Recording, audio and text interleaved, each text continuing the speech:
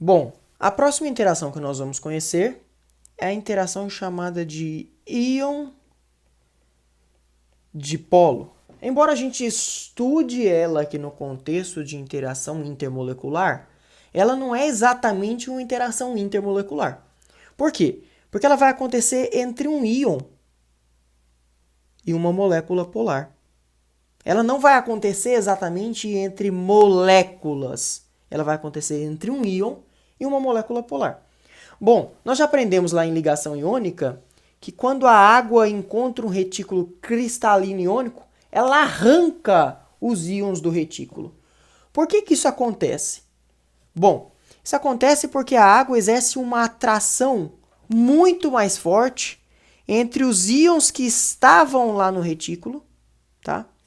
Então a atração da água com esses íons é mais forte do que a atração de um íon com um outro íon e de uma moléculazinha de água com outra moléculazinha de água.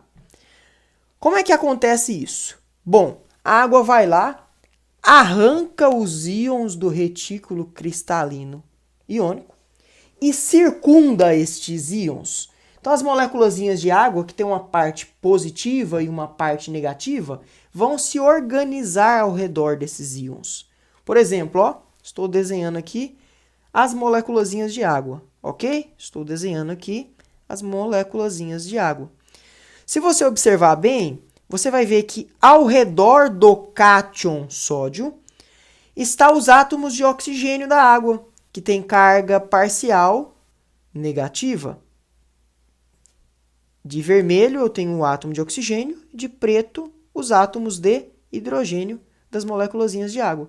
Então, ao redor do cátion sódio está a parte negativa das moléculazinhas de água.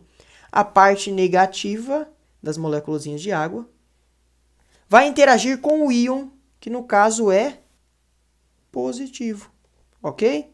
Esta é a interação que acontece entre o íon, nesse caso o cátion, e o dipolo, nesse caso a parte negativa da molécula da água. A interação íon-dipolo, então, é a responsável por arrancar os íons do retículo cristalino iônico, tá? E aí, portanto, permitir que esses íons fiquem todos rodeados por moléculazinhas de água, tá bom? Do lado negativo agora, falando do ânion. O ânion que tem carga negativa vai atrair quem? A parte positiva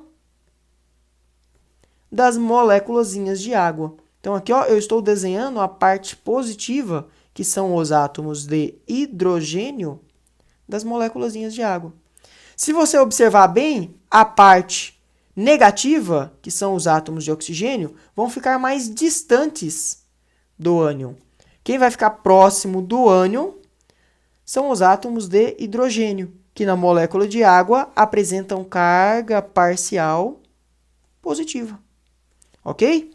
Então, essa interação que existe entre um íon, neste exemplo, o ânion, e a parte polar da água, é uma interação chamada de íon dipolo.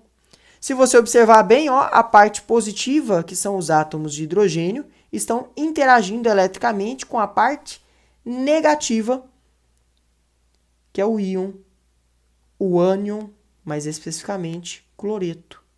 Ok? Então, quando a água arranca os íons do retículo cristalino iônico, quando você observa nesse desenho, como você observa nesse desenho, as moléculazinhas de água se organizam ou se dispõem ao redor desses íons, formando um negócio que a gente chama de íons solvatados. O que significa isso? Significa que esses íons estão rodeados por moléculazinhas do solvente, neste caso, a água. A água é o melhor solvente para compostos iônicos, ok? Quando existem moléculazinhas de água suficientemente para arrancar todos os íons, eu digo que os íons estão solvatados. Eu não tenho excesso precipitado. Agora, se eu adicionar muitos íons e tiver poucas moléculas de água em comparação, o excesso fica precipitado. Então, uma parte vai estar rodeada por moléculazinhas de água, uma parte dos íons, E como tem mais íons do que moléculas de água, proporcionalmente falando, tem mais íons do que eu precisaria de moléculas de água, o excesso precipita, ok? Então essa estrutura é chamada de estrutura dos íons solvatados. Eu tenho moléculazinhas de água, que é o solvente, rodeando os íons que foram arrancados do retículo cristalino iônico, ok? Esse tipo de interação, que não é exatamente uma interação intermolecular, é a mais forte de todas as interações que a gente conhece. Para que ele aconteça, eu tenho que ter um íon, tá? Interagindo com um dipolo. Normalmente é um cátion ou um ânion, como por exemplo dos compostos iônicos. E o dipolo, por exemplo, é a água, porque a água é o melhor solvente para compostos iônicos. Mas os exemplos não se limitam aí, tá bom?